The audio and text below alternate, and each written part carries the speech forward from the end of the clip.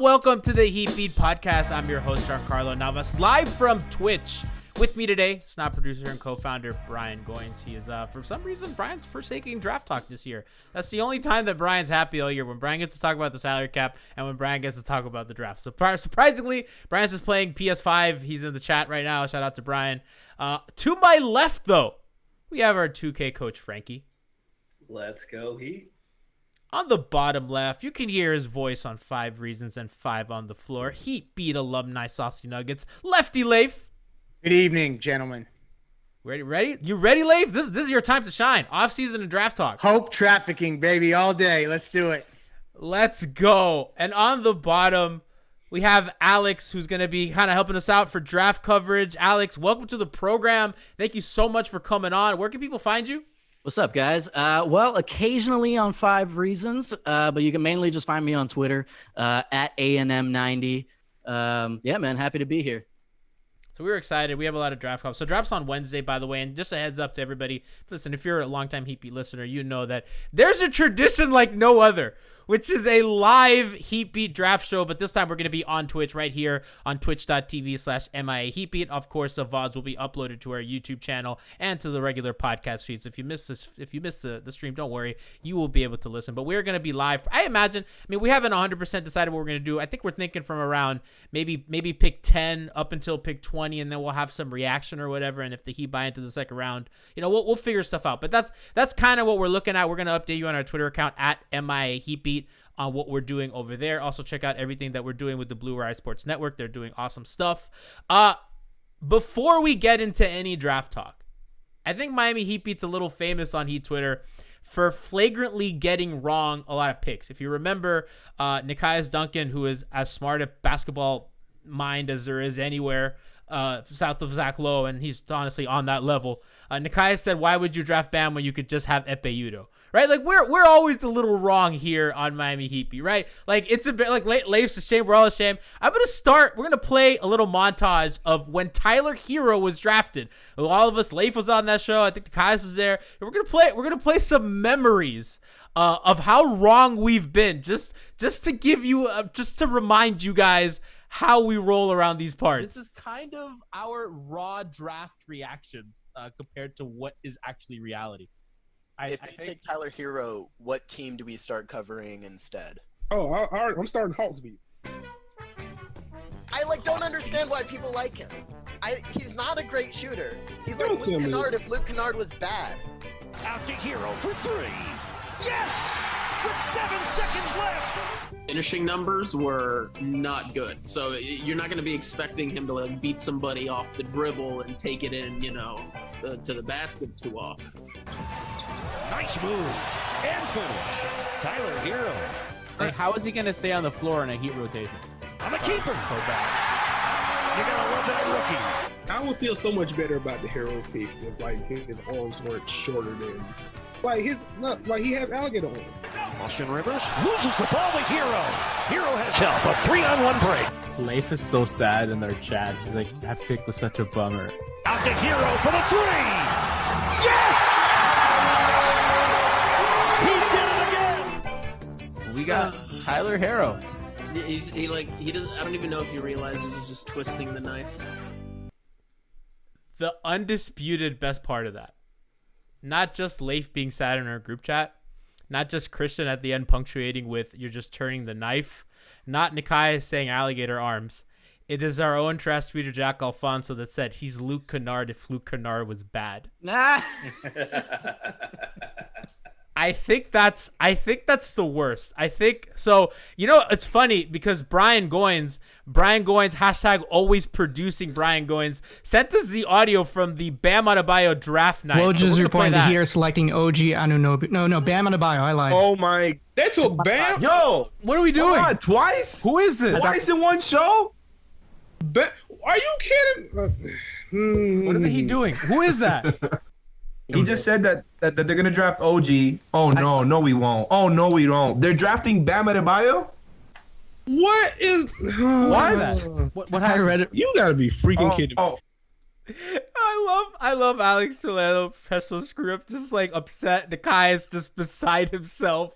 It's great. So that's to give you a taste. That is to let you know how we roll around these parts with our draft talk. Listen, we're here to laugh at ourselves. We're here to have fun, and we love it. This is fun for us, and this is a great time. So we're gonna go over some draft. We're gonna go over some draft prospects and everything. And Nakai, Franky, and Alex are experts. If you know me, I don't follow much college basketball, so they're gonna be teaching me what's going on, right? So they're gonna kind of go through this and tell me what's good.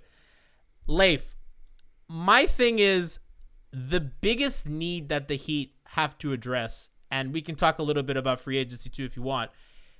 I think that they're going to need a point of attack defender at the point guard position, and they're also going to need a little more scoring at the wing. I think there's a fascination with getting a backup big that obviously would help. I just don't think it's priority number one. I kind of think that that's going to color what they should do come draft time.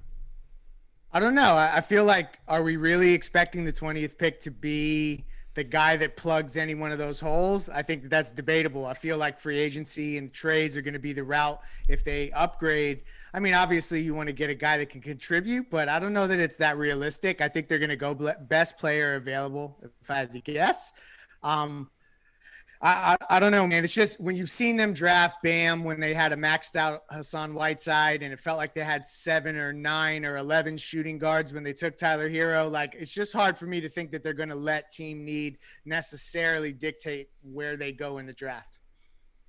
That's like, it's tough because I think that the Heat, you can look at this regime as maybe two different kinds of drafting teams, right? Like pre and post LeBron. I really think that the drafting philosophy's changed. And I don't think, have they had a miss? Really? Because, you can even point to Shabazz Napier as a miss, but that guy was in the league. Is he still in the league? Yeah. That's a hit. You know what I mean? And he might not have been like a, you know what I mean? He might not have been a starter or anything, but that's a guy that's contributed on teams for a long time. Like, I think their draft history has been incredible post LeBron. I think it's pretty unassailable. I think even the Winslow pick, it's tough with the injuries. We know how much we believed in Justice over here, and in the J Rich draft. Yeah, that's true. They got Josh in the second round. That's which they flipped for Jimmy Butler. You could even go to James Ennis. He's still around. He was like the 50th pick. Yeah, so their draft history is pretty nice. So I'm trusting any decision that the organization makes.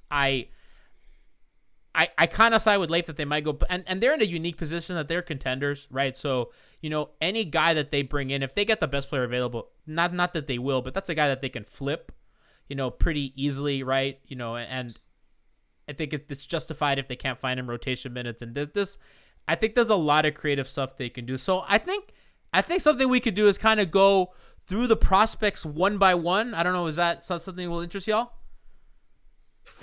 Yeah, this is when you say yes. This is class participation. Yeah. I thought that was the plan. I know, but I'm just creating a veil for the audience. All right. So let's start with Kiara Lewis. Kiara Lewis, Leif, Franky, tell me a little bit about Kiara Lewis. I don't know who this is. Kira Lewis. We went over this. First of all. Kira Lewis, he's a point guard from Alabama. He's really fast. One of the fastest players in the draft. He's got good size, height-wise. He's 6'3". He's really thin frame-wise, but his speed will bring a lot of athleticism to the point guard position. He's a good point of attack defender. Push the ball really quick in transition. He's got good vision.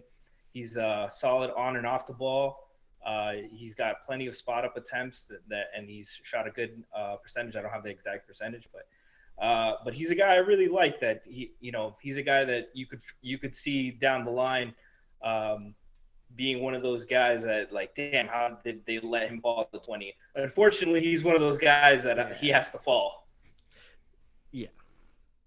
He's going to go higher most likely. And the issue with him, like, it actually goes back to what you talked about like the Heat's approach to this draft. I feel like you either got to get a guy with an elite skill of some kind, or like you need to make sure that they can.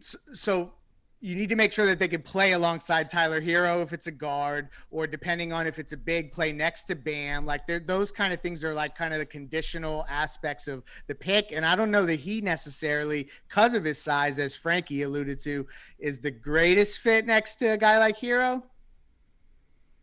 I think he's strong enough point of attack wise. I think the thing about Hero, no matter what, you want him to be the 5th best defender on your team. So like getting guys that aren't as bad as him or aren't worse than him or at his level is good. Kira, you know, he'll get attacked off the ball. But again, he's like 18 years old. He's gonna put on a little bit of weight. He's 6'3", so that bodes well. And you know, long term wise, I expect him to put on like 20-25 pounds, be good, strong frame. But as of right now, he off your bench or starting, that's a really great option. But definitely win now mode. It might not be the strongest pick, but long term wise, I think that's the best option of the guys I could see falling. Alex, I see you nodding your head a lot. Yeah, you know, I'm a big fan of Lewis, Kira Lewis Jr. from Bama. He reminds me so much of De'Aaron Fox. I also see a little bit I of love that. Yeah. Let's go. And he reminds me a little bit, too, of Shai Gilgeous-Alexander in the sense that he has a lot more offensive potential coming into the league than I think a lot of people really understand. Right before the pandemic hit, he was arguably the best player in the country. He was on an offensive streak, just getting to the basket at will. Yes, young guy, thin, but the potential is absolutely there. That's a high upside type player, which is why I think him being available at 20 is unlikely. But again, the reason that we're going to be talking about so many players tonight is the beauty of this draft is there is no consensus. I mean, you even look at the number 1 overall pick, every mock draft is different. So you don't know who's going to be there at 20 for us, which is why I think, you know, the Heat, this is going to be coming down to really trusting your scouts. And if there's any organization that I think is in a power position in this draft, it's organizations like Miami. Culture. Yeah, I don't. Leif, can you envision them trading up if they really like a guy? No way. They're not trading up. They could trade. When was the last time that he traded up? When was the last time that he traded up? I mean, they traded up a couple picks to get Shabazz Napier. But like a significant trade up. Easy last year. Yeah, but I'm saying in the first round. I mean, in the first round. That doesn't count. They came really close to trading all the way up to get Lamar Odom back in way in the PJ Brown, Jamal Mashburn days, but it didn't happen. Before Kira Lewis was born. This is true. Does that make you feel old, Leif? Of course. That's why I got a hat on so you don't see the grays. All right, so I think this next guy, Leif, we're going to talk about Vernon Carey. I think somebody tweeted at me that Ethan Skolnick of 5 Reasons said that the Heat gave a commitment. Somebody tweeted that to me.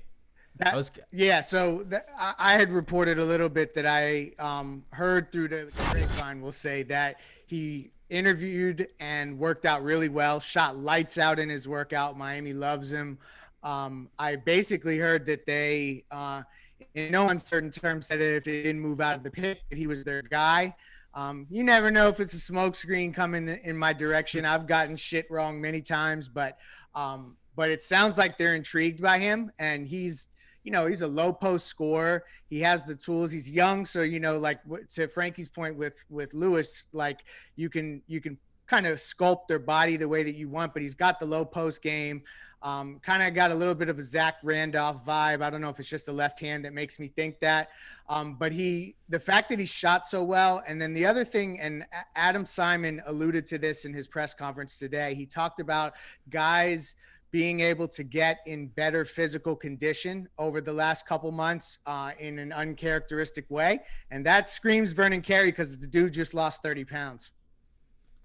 So I guess kind of seeing a little bit of his highlights and everything and from the low post stuff, where does he fit into this offense next year, Alex? Because for me, I think you want this team is this team cannot really survive having too many non-shooters on the floor, especially when you have a guy like Bam, Jimmy Butler, who Bam's not. I think we all imagine Bam's going to develop a 3-point shot. It's just not there yet. Jimmy, has made him when it counts, but I think as a volume kind of over the course of 82, You know, you don't really want that to be kind of a point of your offense where you have three guys, right? You don't want a guy posting up and then you have Jimmy and Bam kind of standing around, not really spacing the floor. And I think that's pretty big for a rookie. So here's the thing with Vernon Carey. I view him more as, Zach Randolph was the exact player comp that I had for him. I view him as just a traditional 5 for his age. He does have great post moves. He was someone that I wasn't considering for the Heat until I heard that he lost the weight. That changes everything. Now you're square in a position where, as you were saying, you can mold this guy into what you want him to become. I think when he's playing alongside Bam right now, you're hoping that Bam continues developing that stretch game, and you're going to have Vernon more lower in the post. Long term, hopefully, Vernon can continue to move that back out if he is shooting the way he was, which he didn't show too much of that in Duke. So it's great to hear that he had a fantastic shooting exhibition for the Heat. But again, that's a long-term play, and I think with Vernon Carey specifically, you're just banking on Bam being able to move farther back on the offensive jump shot. People call me basketball hipster. We went over this last podcast. Everybody made fun of me. I think the days of playing two bigs is really tough. I mean, even if you look at the Lakers series, I mean, the Heat aren't big at all, right? The Heat were kind of playing like weird lineups with Andre at center and everything. And they forced the Lakers to go small. Lakers are the one team that you say that they can stay big. They can play JaVale and AD. They can play Dwight and AD, right? They can go traditionally big. They can put Kuzma at the 3 with those. I mean, they could do a lot of weird things to be huge. And Miami, as undersized as they were, forced a giant team like that to go small. So, I mean, when you look at teams like Boston, that have play those really small lineups that have Marcus Smart or Gordon Hayward at the 5, you have the Raptors that like to go Siakam at the 5. You know what I mean? Like most of the teams in your conference other than Philadelphia and I guess Milwaukee, even Milwaukee downsizes. I mean, they go Giannis at the 5 a lot of times when it counts. So it's like, for me to kind of go big, as tantalizing as the talent is, I'm surprised that they said the commitment. I know he's a Duke guy, and I know that, he looks pretty polished, right? Like, that actually surprised me. I really don't like that fit, Franky. Yeah, he just like Alex, I wasn't really considering this guy until Leif tweeted that out. I started watching it more. He has spot up capability, so him having a good workout doesn't surprise me. He's a local kid. His dad, former Miami Hurricane, former Miami Dolphin, just crazy, Vernon Carey Jr. But he's a great post player. He can really rebound, good knack for the ball. The losing the 30 pounds really helps. I just don't see him being able to play with Bam and Jimmy for the same reasons you said. I don't think the spot up shooting for either of them will be good enough that they're going to really make teams pay. Like if Carey hits 33%, that's a win for his development from 3 wide open spot ups. But you're not going to make teams pay like that, and sure. That's why the Heat have to really love what they're seeing. But the 30 pounds is really encouraging. He was playing at around like 270 in college, and for like a 19-year-old, that's crazy. Well, and the other thing to remember is, what if they are also operating under the assumption that they're going to trade an expiring Olynyk, and then Myers Leonard is going to go elsewhere? Then you what other bigs do you have, and do you want Bam being your primary kind of like banging down low all season? So then you need reinforcement. So I think that it could be a precursor to other moves happening. So Brian makes a good point in the chat. He says that Carey shot 38% from 3, but only on less than one attempt a game. But he shot 67% from the free throw line, which we know as a historic indicator on how shooting goes. That's not good. When we talk about a big man for Bam, I think you have to look in the category of kind of a Myers Leonard, a kind of a Kelly Olynyk. My dream big man pairing for him is Paul Millsap. Let's see how that goes. We saw that weird Dallas Maverick Australian NBA store leak. I love the offseason. We're talking things like the Australian NBA store leaked a Paul Millsap Mavs jersey. It's just the most asinine shit ever, but it makes you think. I definitely went to the Miami Heat on that website and clicked on the players available. No, that's journalism. I got no shame. Journalism by Leif. I think if you want to pair a big man with him, it has to be like that. Or if you're going to draft a big man, it has to be a guy that you look at and you could say, that guy can shoot. Leif, Do you think that Miami's going to want to pair Bam with the big, or do you think they're just going to go with Bam at the 5 for 82 or 72 rather next season? I mean, I think that they're going to try to do it as much as possible. They clearly pivoted to this Jay Crowder thing at the 4. I think they're committed to that. Like you said, like if they bring in another 4, then I don't know, maybe like a guy like Vernon Carey's just not going to get much run. Because I really do think that they're best. I know Christian has been pretty adamant about how well Kelly and Bam have played together. So that formula works, but I think it's more the 3-point shooting threat. Jay Crowder provided that. We don't know when it's going to expire. But it kind of did. This is true. Oh, yeah. But I think Bam at the 5 is the vision, no matter what. I think when it counts, I think in nut cutting time, I think they're always going to go Bam at the 5. I think that's clear. But I mean, the course of the regular season, if you want to preserve your young superstars body, he's also young, so it's like, this is gonna sound so lame, but like my dad, I remember talking to my dad about Christian Pulisic, a U.S. men's national team player, and they're like not playing this kid who's 19 years old. My dad's like, why the fuck aren't they playing him? He's 19 years old. This is when you can play the guy 90 minutes every game in soccer. And I was like, I didn't have a good answer. I was like, I guess you're kind of right. These are contending years for the Heat, right? Like I think they really jump started the timetable. And I think, we see a lot. I mean, Zach Lowe's saying this a lot, and a lot of people in the media say it. Like when you have a team that's really good and you have veterans like Goran Dragic, when you have Jimmy Butler, right, Jay Crowder, Andre Iguodala, you owe it to them to try to compete, especially when you were successful last year. Like if you don't do everything in your power to try to win a title when these guys are at the peak of their powers, I mean, not only are you doing them a disservice and your fan base, but I mean the sport in general. So, and the Heat always compete. So I don't really worry about that. Next guy I want to hit is Aaron Nesmith. So Alex, did I say his name right, Frankie? We kind of went over that pre-show. I was scared of that name. Woof! He kept calling him Naismith. I called him. It was James Naismith's descendant. Well, I fucked Kiara up. Well, it was Kita, but I called him Kiara. So I called him. There's a YouTuber I watch named Kiara. So I even wrote it down, Kiara Lewis. I don't know why it's here in my OBS. So Alex, give us a little bit on Nesmith. So I'm a big fan of Nesmith. He's a lights out shooter from 3. I see Leif getting excited about this guy. I view him as a much higher upside Danny Green. I'm not saying that he's going to be a superstar. That's not what I'm getting at. But I do think that he's someone that's going to be an impact player right away. He has, great defensive skills to build off of. He's got, a wide body, 23.2 points average for his sophomore year. I love the way Vanderbilt develops their players. I think this guy is this is where we talk about the fact that there is no consensus in the draft. For the longest time, I've had him stuck at 11th to the Spurs. And in all these latest mock drafts, I see him moving down, and something is just getting me so excited. Yeah, he's if I could pick one guy, he's probably the guy I would want. Not to mention 6'10" wingspan. The Heat love that. I think he shot 52% from 3 on 8 attempts. 8 attempts. So Let's go. So that's volume. And this is the other thing about him, because of his one elite skill, 3-point shooting. If you have to consolidate a couple of these snipers like Duncan Robinson and Tyler Hero to bring in another whale, you now have another shooter to kind of step into that role, or be a chip in a trade where then maybe you hold on to a Duncan Robinson. So I like that elite skill that he brings. So looking at his skill set, the 3-and-D is super tantalizing. I said this a bunch, and I think that in a way this is an offensive simplification of basketball. But when I want to evaluate a fit on a team, especially a contender, when you're not a star, I ask 2 questions. First, can you shoot?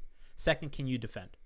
Right? And depending on your team, those priorities are swapped. And I think every conversation I have about a player, if I want them on the Heat, it starts with those. Can you shoot or can you defend? Right? Especially depending on where you are positionally. And if this guy can do both, and even if he's not an elite level defender, even if he's just competitive, right? I mean, and I think Tyler, in a way, was competitive on defense. I know that he wasn't very good, but I think that you saw that he did compete, especially defensive rebounding. I mean, he was all in there all the time, and I'm sure that that's stuff that the Heat saw in the workouts and everything, and just with interviews. I mean, you could tell a lot about a guy like that. But those are the 2 questions I ask, especially when we're talking about a contender and how you fit around stars like Jimmy Butler, Bam, and any other whale that could potentially come to the shores of Biscayne. So, Leif, so far out of all the guys now. By the way, the audience, I don't know who any of these people are. We are watching, when I put these highlight packages, we're all watching them together. That's why I left his the longest. I was like, this is nice. This is some nice off-ball. I don't know anything about any of these people. I have not watched a second of college basketball. You and Alf.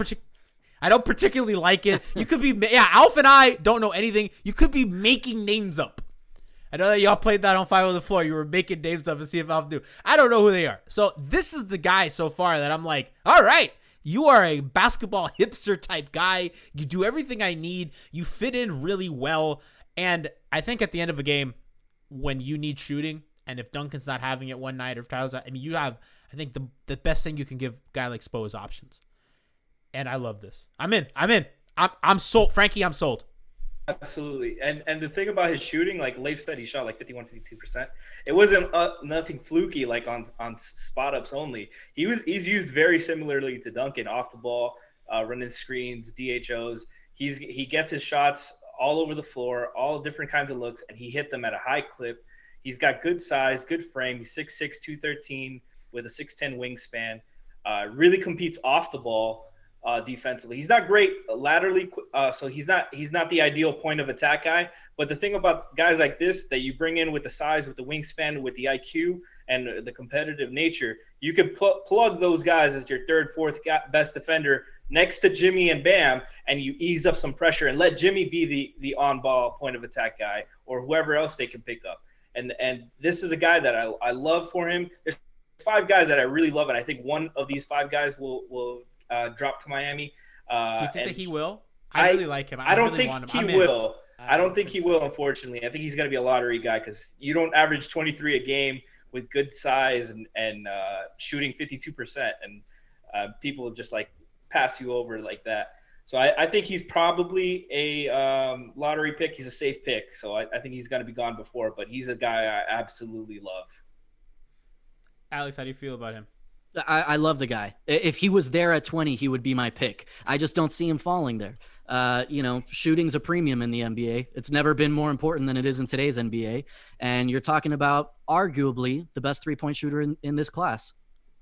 So, I don't think, it's like a heartbreaker if the Heat don't. I mean, the Heat have enough shooting. I don't think that's. I don't think that they need another kind of spot up guy. I think something that the Heat really like to run is a lot of those kind of pistol sets and those pin downs and all that stuff, which they already do really well with Duncan and Tyler. And I think having another guy, you can never have too many guys, but I think the offense was good enough with them, and I don't think that they need more shooting and off-ball movement. I think if anything, they need another scorer, right? So I've been banging the table for Gallinari because he can play that small ball 4, he can create off the dribble, he's a 3-level scorer, can get to the free throw line, can shoot some, right? I think the next, if the Heat were 7th in offense last year, I imagine that's going to go up because they're playing a lot smaller with Jay Crowder and all that. But I think that, if they're really going to take a leap with capital L for their offense, I think it's a guy that can kind of score at 3 levels. Not really. I think if you get a guy like him, I mean, it's obviously a bridge player. Like Leif said, it kind of gives you some flexibility to trade, but I don't think it's the biggest need in the world for them.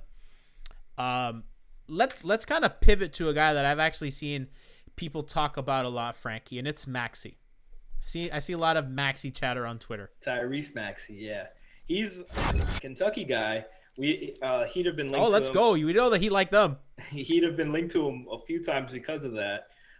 He's 6'3", 198, 6'6" wingspan, but he looks a lot bigger than he is. Not in a bad way. He looks very strong, well put together. He's an elite finisher, elite defender. He could be the point of attack guy. He's a competitor.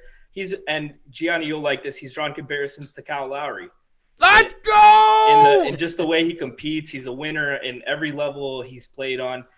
Question marks about him are his shooting consistency. A lot of scouts believe that he's a much better shooter than he's shown, especially because he's pretty good off the ball, off the dribble shooting, and his shot selection leaves a lot to be desired. But in a role like this with Miami, they can really reel him in. He's comes from a good culture in Kentucky, and Spo and Calipari have that relationship. And I'm sure that if he comes to Miami, he's a guy. He's one of my 5 guys that I love. That I think he can come to 20.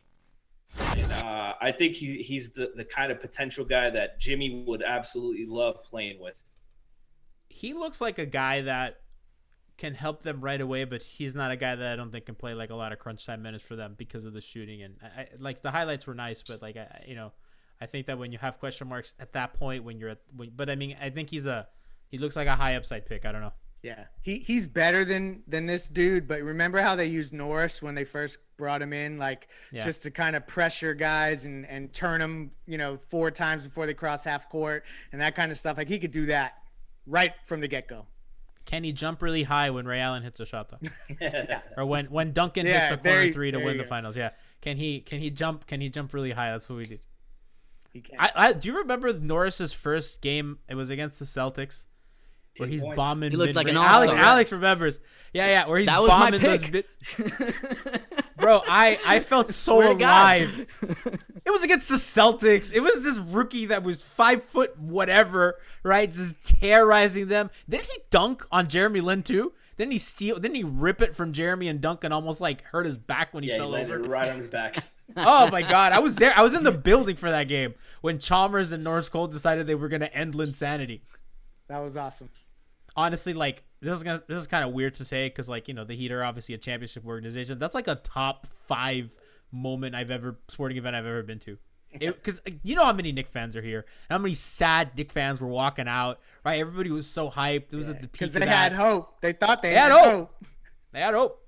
Decade of irrelevance. But yeah, Maxey looks.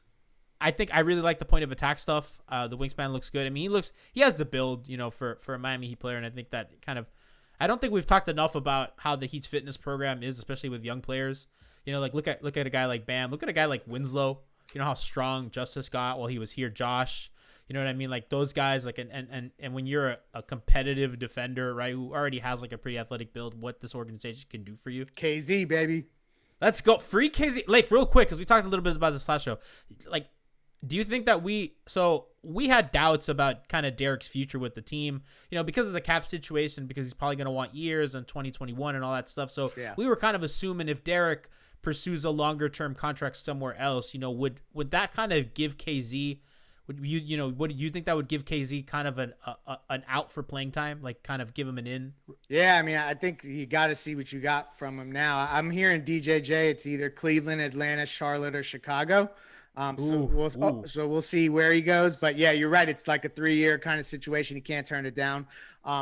And if they don't give KZ that shot, then it's kind of like you feel like they maybe are losing confidence in that pick. And I don't know if it's a mental thing or what exactly, if it's injury related, but we're going to see because he'll get the opportunity, hopefully. That's why you're not going to pay DJJ for 3 years or, even 2 years. If Maxey's there, Alex, with the pick, is that something that you take away and be happy with? It depends on what's on the board. I do like Maxey. I think he's going to be a solid NBA player. The thing is, I can't tell you, besides the perimeter defense, where I see him playing on this team. He's not going to be your perfect backup point guard. I don't think he can carry the load offensively to be your backup shooting guard or bench player spark plug. What he is just energy. It's funny. The comp that I have for him is Keon Dooling. I loved Keon Dooling coming off the bench. I thought that he was just a guy that his energy just changed the entire game. But you couldn't necessarily pinpoint what his best offensive skill was. So for me, that's what Tyler Maxey is. And there's nothing wrong with that. If that's who the pick is at 20, I'm okay with it, but I need to see what else is on the board. Chat doesn't like him. Chat saying he's blah. Chat's not the thing about Max. The thing about picking at 22 is like if you get a rotation player, that's a great hit. Oh my gosh, yes, exactly. Absolutely.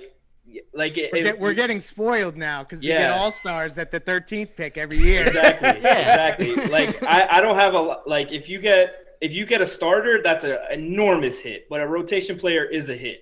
And especially with the Heat situation, they're trying to save cap space for 2021 free agency. If you get hit on a rotation player now with his salary cap, low salary cap, you don't have to put that money elsewhere to recruit guys. You have to say, this is a 6-man rotation, 7-man rotation. We're adding you, Giannis. We're adding you, Beal, Kawhi, whoever we talk to. You want to hit on a rotation player that can play. So if Maxey is just a backup energy combo guard, playing next to Goran, defending the point of attack, that's a great hit. He's not my number one guy there. We're getting to the two guys I like the most. So kind of for me, like their point of attack issues, I think are something that in the playoffs were largely not necessarily like a big factor. I thought Rondo created a little bit of issue, but that was mostly, Jimmy Butler was absolutely exhausted, right? That was kind of also injury driven as well. But Kemba Walker was the one guy that you look at that you're just like, that's the guy that scares you from the point of attack, right? And the Heat managed with really smart switching, with really early help, right? And that's something that I really liked in the playoffs. The Heat decided, we are going to switch these pick and rolls if we can with Bam, and if we can't have Bam or Jay Crowder switch those pick and rolls, we are going to send help early, and we are going to rotate hard to the corners, and it absolutely worked. And they were forcing Marcus Smart to shoot a lot of threes, and the Heat were like, if Marcus Smart shoots a bunch of threes and they beat us, then fine, whatever, you win. And I think that's the way they're going to play in the playoffs, and I think largely that'll work. They proved it worked, right? Against Milwaukee with Eric Bledsoe, it was really not an issue for them at all. And I think it helps when, you have a freak at center who can switch on to Steph Curry and lock him up, right? So and they didn't have to match up against Lowry and Van Vliet for 7 games. Listen, scary backcourt, a bully backcourt. Well, that's why Justice Winslow helps them a lot, right? Because he was a guy that they played him at guard, and against Toronto in Toronto, he erased Fred VanVleet. Fred VanVleet is probably going to get around $21 million, right? A very good player, 20 points, 8 assists, good shooter. Justice Winslow said, you're not doing anything. Like, completely fucking negated him. Yeah.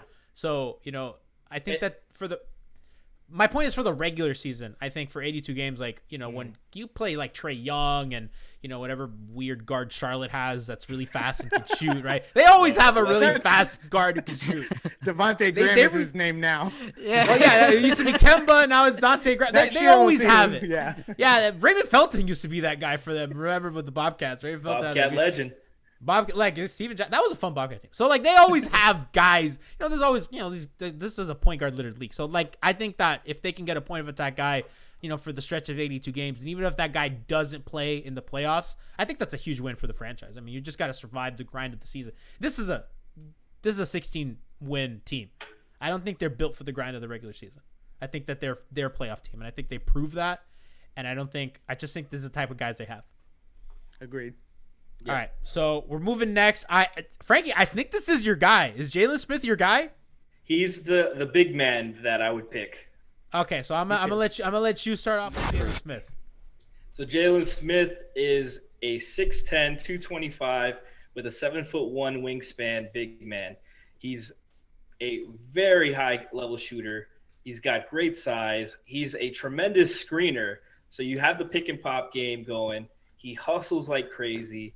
He runs in transition on both ends. You'd love to see that. He's a high IQ defender. He's not great athletically, but he knows where to be.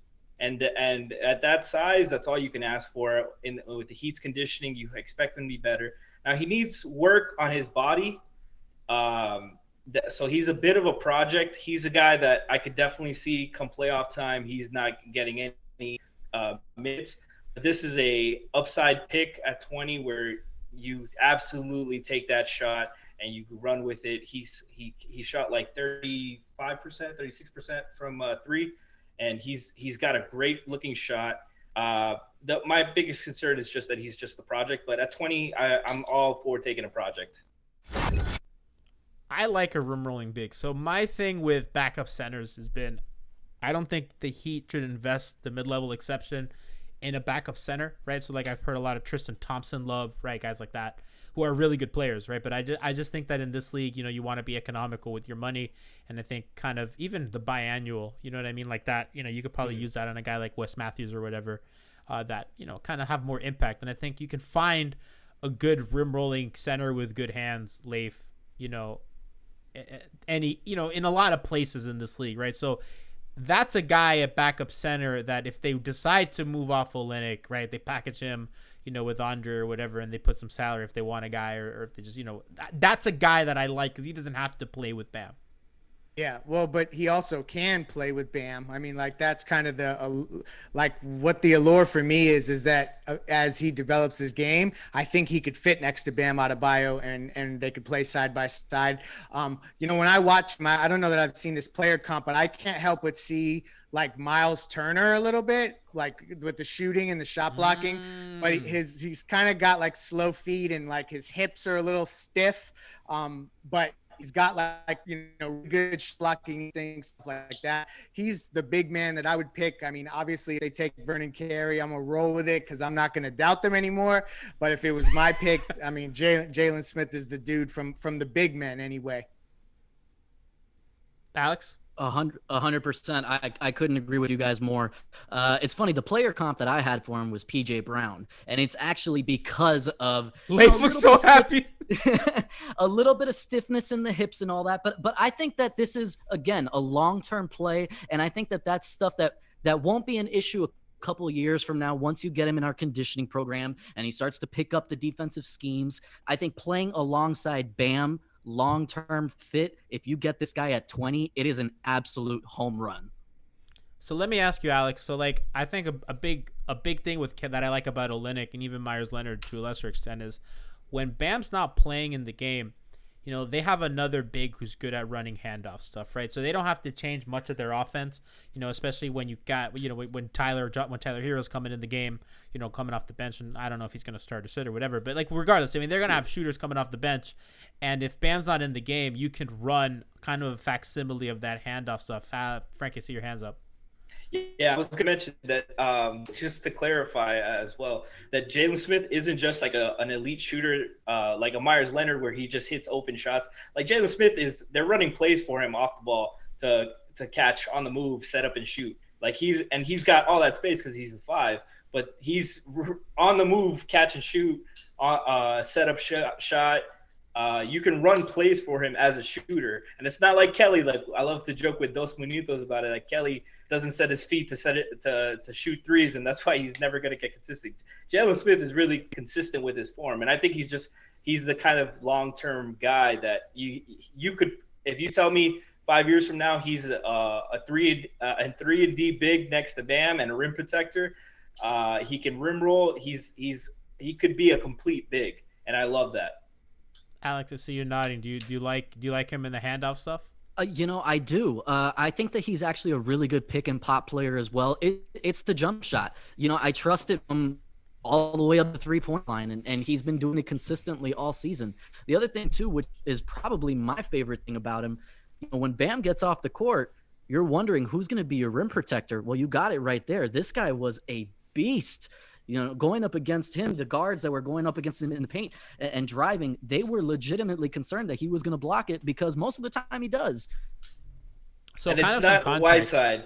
And it's not Whiteside that he's just jumping at everything. Oh, no. What's that supposed to mean? What's that supposed to mean? Hey, listen, like Leif said, That's straight minimum, point, Franky. Straight minimum contract guy. So I think an interesting kind of tidbit about the Heat defense last year was, even though they were bleeding points and they were kind of middle of the pack on defense, the Heat were the best team in the league at preventing teams from getting to the paint. I think that they were number 1 or number 2 in fewest field goal attempts at the rim. However, once teams got to the rim, they were shooting like in the top 5 highest percentages at the rim in the restricted area, right? So the Heat did a really good job of not letting teams in the paint, but once they got to the rim, it was essentially, free points, right? Easy basket. So, I think part of that is kind of the way that they play, right? Bam's really high up and they don't really have a second big, right? Myers Leonard is not, scaring anybody as a help defender, and really their guards are small. So like, there's no Dwayne Wade coming to help at the rim anymore. You beat me too. That's what I was thinking. It's Tyler, God bless him because he tries. He's in the picture. But, as Nekias Duncan said a little more than a year ago, alligator arms. It's tough. It just is. It's just the name of the game with the wingspan. So I actually didn't even think of the rim protecting aspect of it, and I'm glad you brought that up, Alex, because that is something that I would really like as a back for the grind of 82. I think in the playoffs it's not that big a deal because you're playing Bam almost 40-something minutes, and whatever, if your backup big's gonna play a little bit or you just kind of go super small. But I really like that, and I think that's gonna help them long term. He could be a Bucks Brook Lopez. Oh, no, that's tantalizing. With better shooting, not as good defense, but better shooting. And and more dunks. And more dunks. Absolutely. I want to have a small aside. I just want to talk about, Mike Budenholzer does this super duper drop, right? That's just terrorizing the league. And it's undone, embarrassed, undressed by Jay Crowder and Jimmy Butler. I just want everybody to remember that. I want everybody to remember that the most unstoppable defense that teams were not scoring against, that teams could not figure out. They were just running into Brook Lopez jumping straight up. Eric Spoelstra and the Heat absolutely picked them apart to the tune of Jimmy Butler scoring over the MVP and then yelling, "You can't guard me." So I want everybody to all remember season too. All season, not just in that the happened. playoffs. That happened. Like, let's just remember that they kicked their ass for how many games? 8 games. He just dusted the Bucks. Dusted. So I'm happy. I love it. All right. So chat's been excited for this one, Leif. This Bane guy. This Bane. Not Aaron Baines. Desmond Bane. He is probably the most NBA ready prospect that we're going to talk about tonight. Dude that can immediately be plugged in as a 3-and-D guy. He's a little undersized, but the way he plays, he's so physical, and just grit, man. Like, he's Miami Heat player, and he can shoot. So, I mean, I think that all those things are, kind of the recipe for what you would look as far as a player that's polished enough to step in and contribute immediately. I struggle a little bit with, as deep as they are, like where they would find the minutes for him, but I'm kind of expecting movement from a transaction perspective that would open up potentially time for him. But the cool thing would be is that he can immediately step in. Like, when I watch him, a couple of names that I've seen him compared to is like if you merge Malcolm Brogdon and Eric Gordon or something like that. That's kind of his game, but with a little bit like of a PJ Tucker vibe from a defensive perspective. So he's definitely got the look of a Heat player. He's been training in Miami this entire offseason. And I know the Heat like him. I just don't know that he'll be the pick, but I like him a lot. I'm in. I'm 100% in. I like him. Alex, how you feel? You agree with Leif? Yeah, I love your player comp too. It's funny. I'm always trying to think of like a Miami Heat player comp. So the one that I had for him was Caron Butler with a much better shot. Cool. Yeah. He's a really Coach nice Caron Butler, by the way. We didn't mention that last podcast. which- Caron Butler, now assistant coach. # come home, Caron. I definitely see this guy as a Miami Heat player. The question with him is, I think for a lot of teams, when you're a senior 4-year guy, they're wondering, okay, has this guy maxed out his talent? And that's not a bad thing, because what he is right now is a really, really good, and he's going to be an NBA contributor. I think the Miami Heat are one of the few teams that could still get more out of him. I think other teams are going to draft him and say he's ready-made for the NBA and kind of just let him be what he is, which, like I said, is a good player. But I think with the Miami Heat, he could develop into more of a combo guard. And again, you're just talking about a clutch, tough-minded, gritty guy. It's a culture fit with Desmond Bane more than anything. I'm so enamored with the idea of kind of guys at that position right now for Miami. So I'm not like totally in on that pick though. I'm kind of more into. Because you feel like it's stockpiling like an already. Yeah, like when I watched. Because really, I'm going to be really honest with you guys. Like, most of this, I've just been watching a lot of YouTube film. I mean, like, I wasn't watching college basketball all year. He made a lot of steals where he, like, literally just runs up on cats and snatches the ball from them. And that's like that Jimmy Butler kind of steal stuff. And so you're right. There's some duplicative skill sets across the board. But I don't know. Anytime you can get a 3-and-D guy with toughness, I'm in. I just like I like it. I think that they have enough of that, but I mean, for me, if they're gonna get a guy who could defend, like, I'd rather it be a veteran at this point, because I forgot who said it. I don't know if it was the Light Years podcast or Samus Findiari or Andy Liu. One of them said that the hardest thing to develop in this league is a wing. They take the longest, right? Big men at this point, they have such a centralized job, right? You're gonna rim protect and you're gonna roll. Right, and if you could shoot, you're gonna pop, and it's a pretty easy your responsibilities are pretty kind of truncated, and then when you have point guards, especially young point guards, you're kind of given a lot of freedom, especially to mess up. I mean, whatever, you have you gotta, we're gonna run pick and roll, you're gonna run off ball, right? You're gonna spot up shoot, right? When you have a wing, the modern wing has to do everything, right? You gotta trigger pick and roll, you gotta defend the best players, you gotta be able to shoot, you gotta shoot off the move, you gotta shoot spot up, you gotta be always moving. You also have to be able to rebound. Like I think as a wing, those are the ones that take the longest to develop. And I tend to agree with that line of thinking, and it's a less right now move, right? And it's more of a move in the future. What you got, Franky? I disagree there. The point, you do. Yeah, because I agree with what you're saying about the wings developing, but you're also considering that those are usually the one and done guys.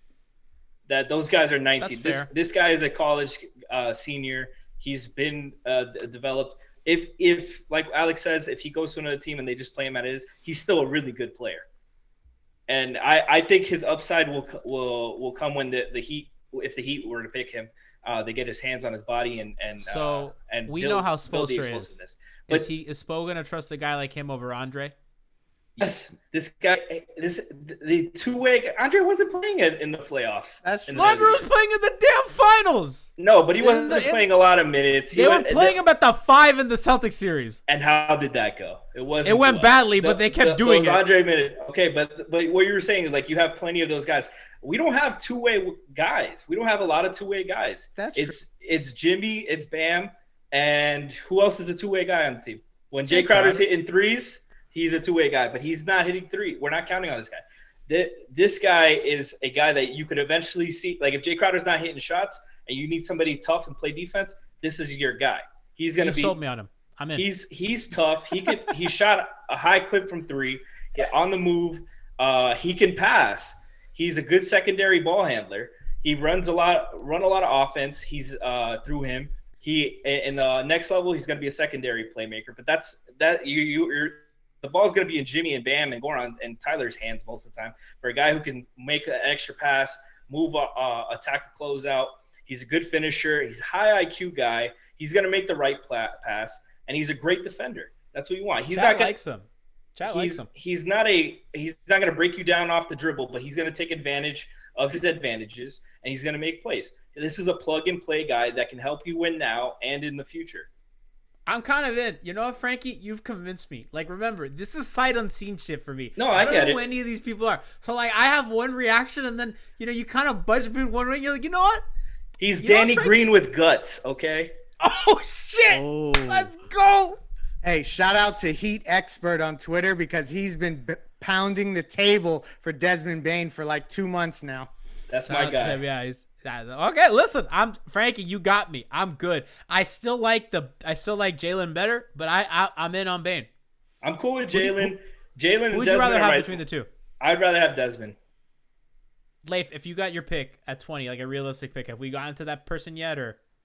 In this scenario, I think I'd rather go Jalen Smith, honestly. But I mean, what about you, Alex? Aaron Naismith is the first. Yeah, but he's not going to be there. He's not going to be there. Yeah, I mean, pie in the sky, Naismith, but we're not even considering that right now because that seems unlikely. Between Jalen and Bane, I go Jalen for the long-term ups and fit. In terms of my pick, we haven't gotten there yet. Okay, so we have a couple more. I do want to. So, because again, I'm not like too.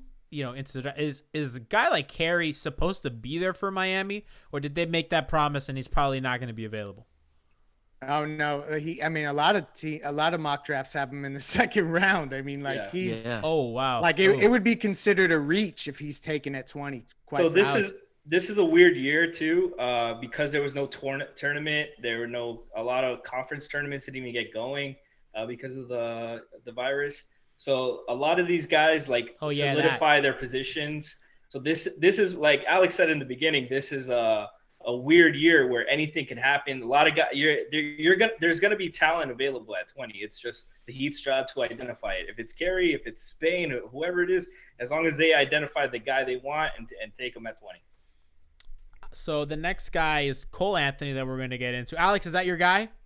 No, unfortunately, my guy's at the bottom of our list. Okay, so we're gonna tell us a little bit about Cole Anthony before we get to your guy. So Cole Anthony, this was a little bit surprising that the Heat brought him in. Not based off talent. He's a great scorer. He's gonna be a guy that's gonna just be putting up shots and numbers right out of the gate. The question with him was actually more of a personality thing. There was a lot of talk about him not being a good teammate, and he had a lot of hype coming into his college season, and he just didn't really live up to it. There was something about watching him play where you don't know if maybe it was mentality, he wasn't buying into the system, but there was just something off about his game all year long, and it's kind of why he's fallen in this draft. What was the last? You know what it looked like? It looked like a dude who knew that he was only going to be playing there for 1 year, and he's going to take his ass to the league, and he was not worried about, like necessarily fitting in perfectly. And can you guys hear me? Yeah. The other thing with him is his game is, I would say, more tailor-made to the NBA ball than college ball. And North Carolina played a lot of two bigs. They did not space the floor well. So I think his game's going to translate better to the NBA. But truthfully, of all the guys we've gone through, although I did have one scout say to me that he would be like the type of player that has the kind of upside that could turn into a really, really good player. He's like gone up through the AAU circuit and all that. He would be underwhelming to me as a pick. Nikias is saying that UNC had absolutely no shooters around him. There we go. Be the how the heck did he slide guy. There we go. Franky, how you feel? He's a guy like I didn't do a lot of research because North Carolina wasn't fun to watch. But it's like Leif said, like there was a lot of people who think that he was just playing like that. Like he knew he was a one and done guy the whole time. But their talent wasn't great. So it's tough to see. Like he's definitely going to be a guy that's going to play better in the league, be a better fit in the league, I should say. But I don't know what his upside is. He's like he is a high risk, high reward kind of guy. Like there's a lot safer picks. If you want to go on potential, Anthony is probably higher than a lot of the guys we've talked about. But if this he's also a kind of guy with the question marks that you're like, if he was out of the league after his rookie contract, you wouldn't be too surprised. Feels like That's New York scary. Nick. He feels like That's a New York scary. Nick. Yeah, that sounds like a Nick guy. Nick or Charlotte player. Heat expert made a great choice. Made a great point though. He says, "What does Nikias know?" He made fun of the Bam and Tyler picks. What do any of us know? What are we even doing? All right, y'all. So the next name I have here is Josh Green. Anybody want to take? Who wants to take Josh Green? That's your guy. All right, Leif's taking Josh Green. Josh Green, honestly, he's the guy I watched the least. I picked great. He's a good shooter, but truthfully, and I didn't really watch him enough. Like, to be really honest with you guys, if there's one guy that I couldn't speak to, it would be Josh Green. Damn. So you went to the wrong dude, G. I know. I kind of threw it out. Give it Alex.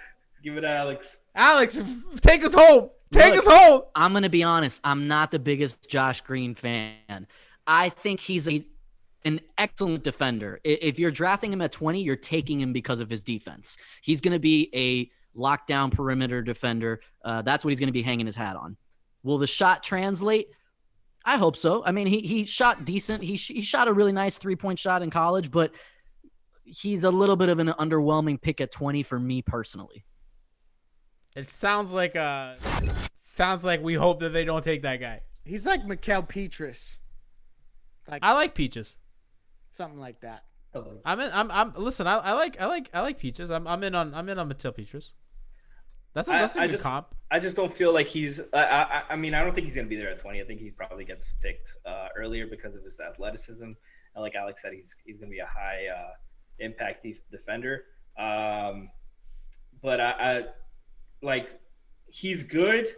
I just don't like. There's nothing that wows me offensively that I would want to pick him. Like there's no skill set that I'm like, yeah, I could see them developing that into to a two-way guy or anything like that. You guys know what this means, right? He's gonna be the pick. This is who exactly 100% who they're taking. Write that shit down. Josh Green is being selected. Clip it. Clip it. He's already got someone clip it. Someone on Twitch clip it.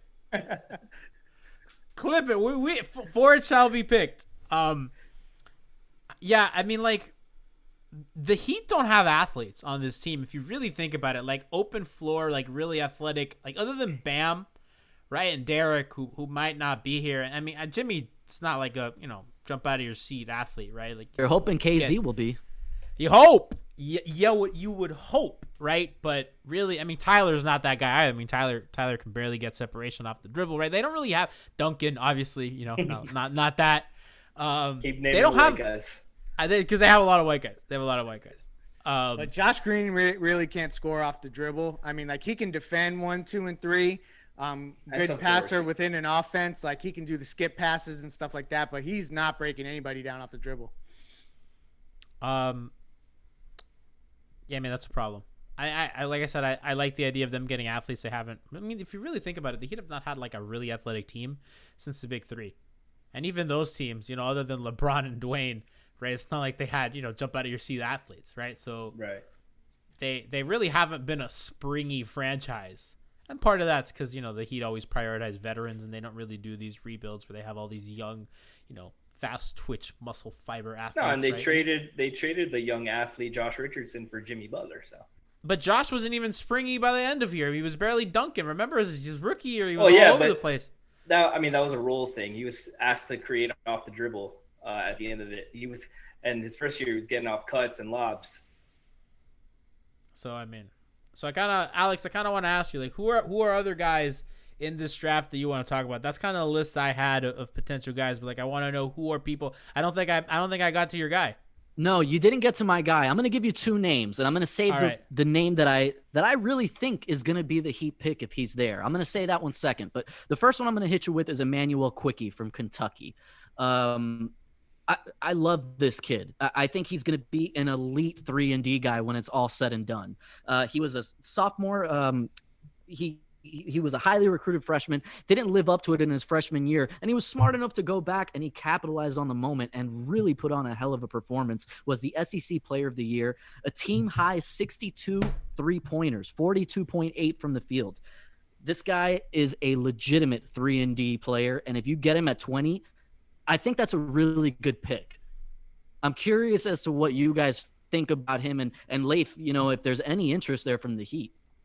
They definitely are interested. They interviewed him twice, and then Riley watched Pro Day. I think Calipari actually was tweeting about that earlier today or maybe yesterday. So they've watched him multiple times, mainly because of the 3-point shot, the defense.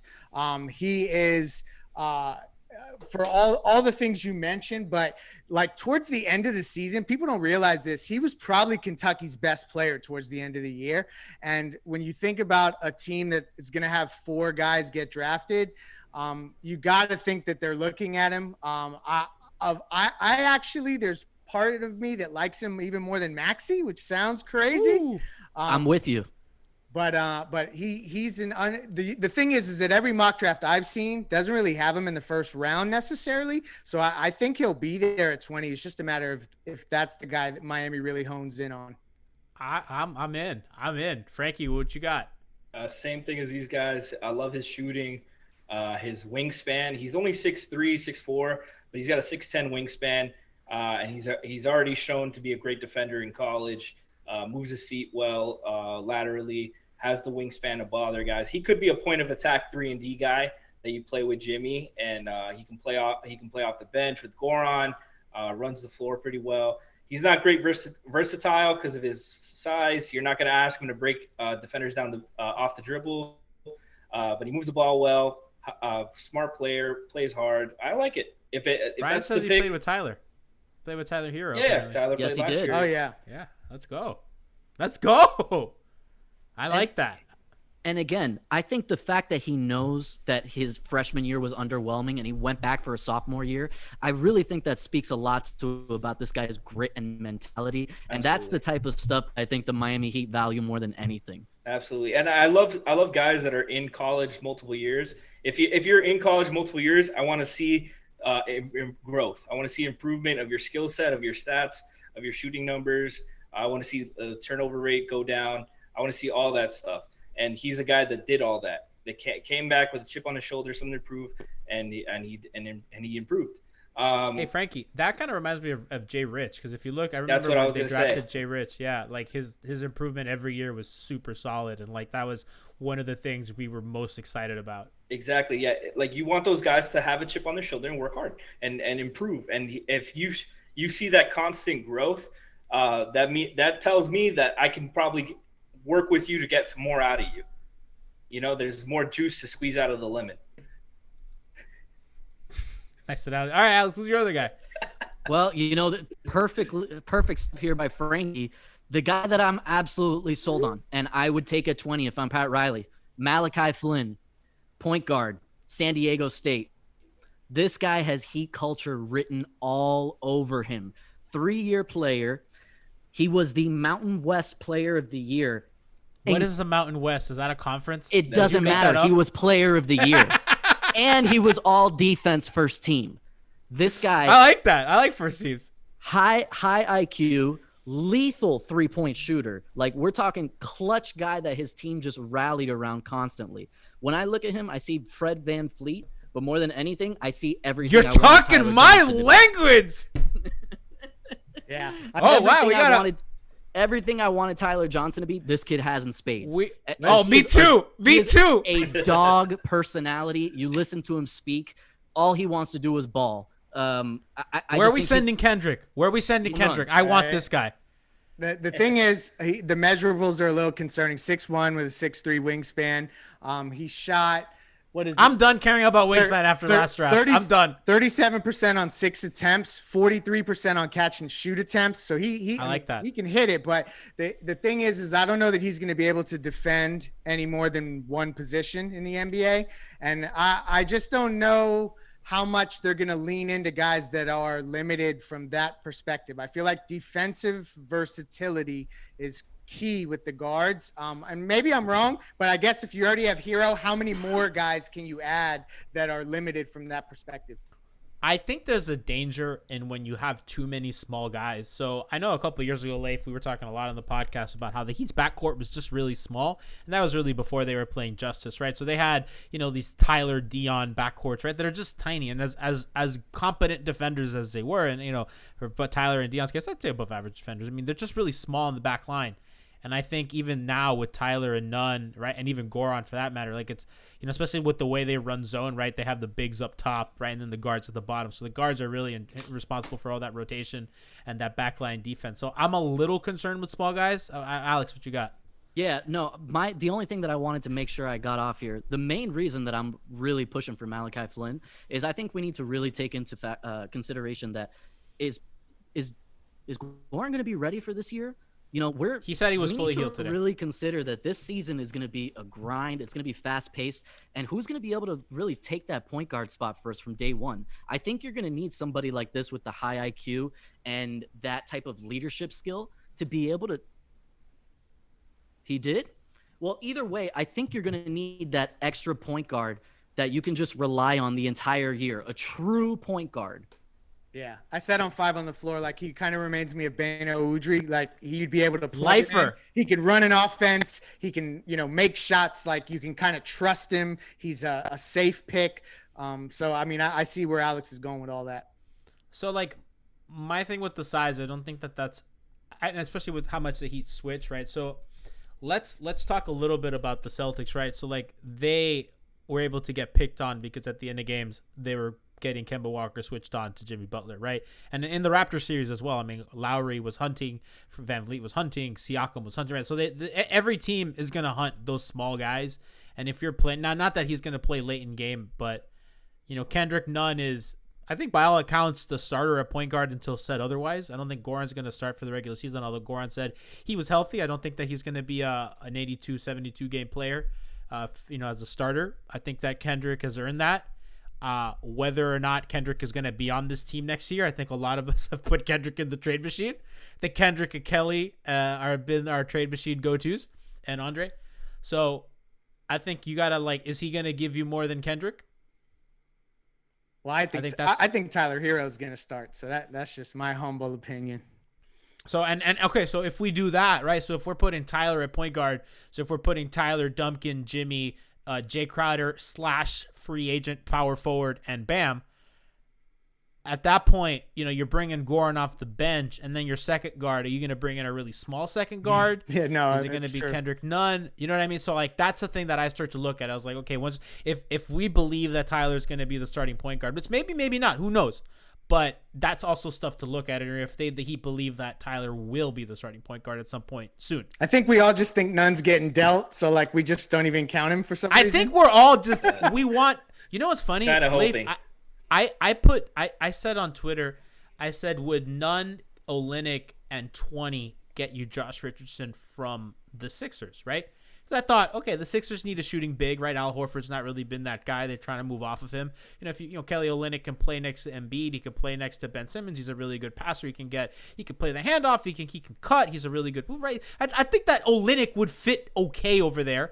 And, they need a little zip at the guard position. And Kendrick Nunn has zip. He can shoot. He can spot up. He can pull up. He can get to the rim. He's really quick, right? He was a good scorer, right? They need some zip, right? So I thought, okay, you have Kendrick, Olynyk, and even 20, right? Is that too much for Josh or whatever?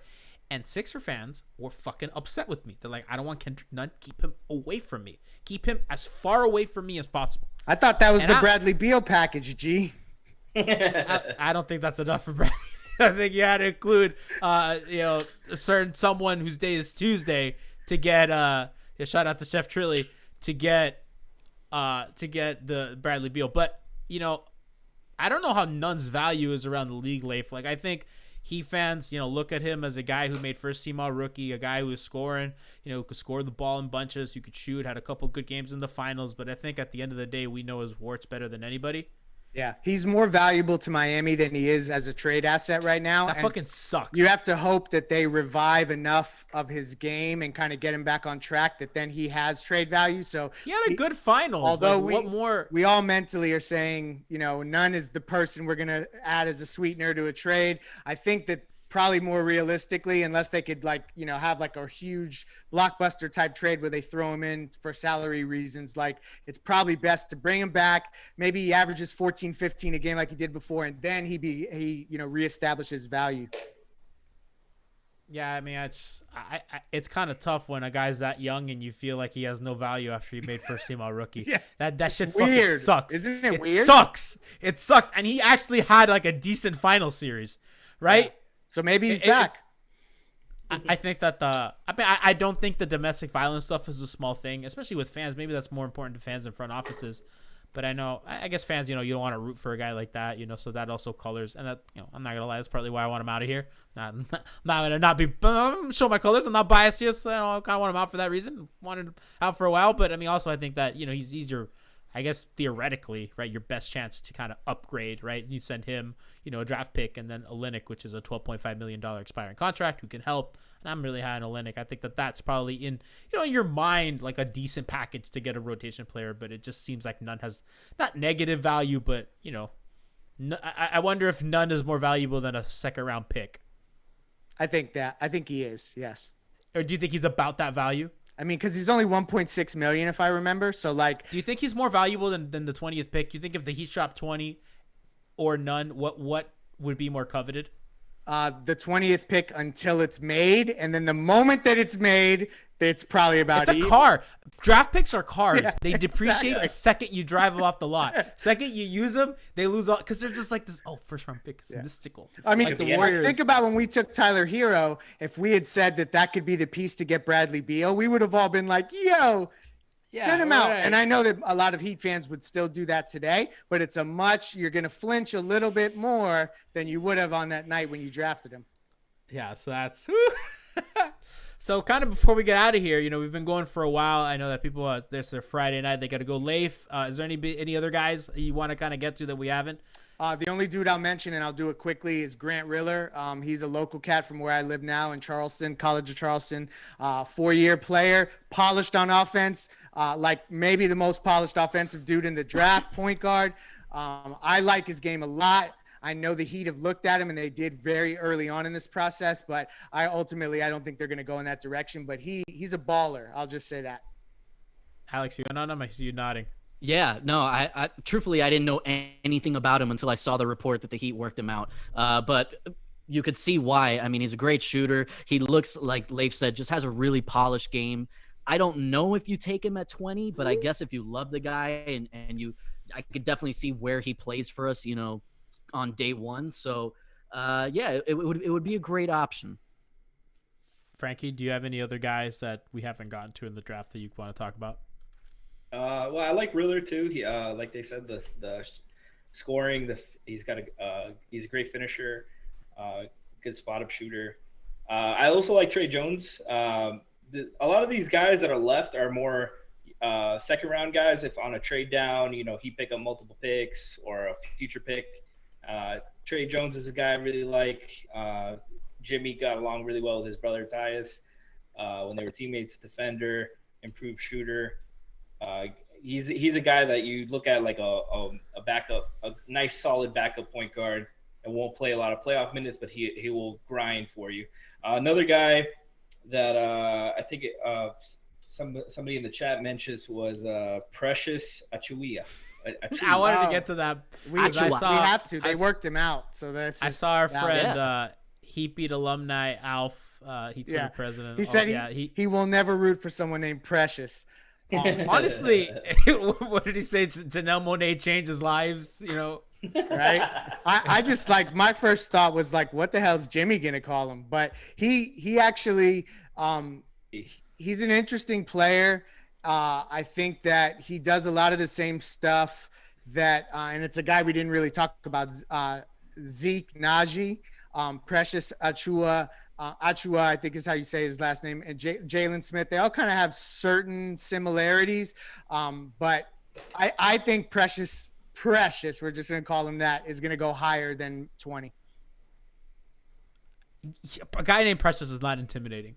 He's got great size though. He's like that. But I think he's strictly a 5 in the league. He's going to put on a little bit more weight. He's around 225. But the scouts love his defense. He's a rim running big. He's gonna hustle. But offensively, he's probably not giving you anything else but rim running. One website had him compared to Jeremy Grant and James Johnson. So however that works out, that's quite the range. Yeah, right. Yeah, that's like that's two opposite spectrums of the same type of player. Yeah. Whoa. The chat is really talking about Tyrell Terry. I think he went to Stanford, but he's really light. He's 160 pounds. Yeah. Like, what are we doing here? Like, I know, like, it's like a fun thing to think about, and this is probably going to end up being the guy because now I'm trashing him. But clip it. You talk about getting hunted. Like, seriously? Like, 160 pounds? What are we going to do with him and Tyler in the backcourt? I just don't see it. But he does have the shooting and the big game stuff kind of on a Steph Curry vibe. Chat saying 173. How much does Trae Young weigh? 60 pounds? Guys, there's a big difference between listed weight and what you actually weigh. Trae Young is 180 pounds. That is such bullshit. I call BS. Get the fuck out of here. Trae Young is 180 pounds. My ass. Trae Young's 180 pounds. Tyrell Terry, like, the best case scenario is being like Jason Terry. Dead? Yeah, after LeBron dunked on him. Terry. Terry's got like his upside is like a high scoring role player though, like you said, like Terry, maybe like a Seth Curry, like modern day example, because he's got the elite shooting. I just think he's gonna be hunted. He's got to put on a lot of weight, and I don't really think he's got the frame to put on a lot of weight. Of course, this is gonna be the pick. This is gonna be the guy that he pick, or they miss on. Then he's the 6-time All-Star. But he's a guy that it's a high risk, high reward guy. If you really love him, then go for it. But I don't think that he's the Heat type of guy. Y'all know what to do. You clip these and you add us on Twitter, and then y'all laugh at us when the pick is made. I I appreciate everybody in chat for coming. I appreciate everybody who's listening on YouTube and on the podcast. Remember to follow us at MIA Heatbeat on Twitter and on Instagram. We actually have a couple surprises on Instagram coming up. I think we worked out a partnership with legit, I think one of, and if not the best creative person art-wise on Heat Twitter, maybe one of the 2 or 3. So I think you might want to check that out on our Instagram. So follow us at MIA Heatbeat over there. We got some cool stuff going on. Remember to subscribe over here to our twitch.tv/MIA Heatbeat. We're going to be doing streams pretty actively, especially now with trade season and all that stuff going on. We're live for the draft. Remember, we're going to give you an exact time, but on Wednesday for the NBA draft, we will be live. We will be live during the draft. We're going to walk you through all the stuff. We're going to have analysis. We're going to have highlight packages. We're going to have all that ready for you guys. So don't worry. We will be here. We will be ready. Follow me at GNavas103. Franky, you want to give your at? It's at FrankyG_. Leif, you want to spell your at? Greg Sylvander. Okay. If you don't follow Leif right now, are you even on Twitter? Are you even on? Alex, give the people your information one more time. At ANM90. Crabs, Peller. No, it's not Heat Pixel Art. Shout out to the Deuces. Subscribe to the Deuces on iTunes, Spotify, and on YouTube. Legit, some of the best draft coverage I've heard of. A lot of the stuff the very little that I have heard is from the Deuces. Their offseason coverage has been exceptional every single year. By Darren Butler. Hey, Dos Minutos had the best coverage for Tyrell Terry. You said that boy needs some milk. Ah.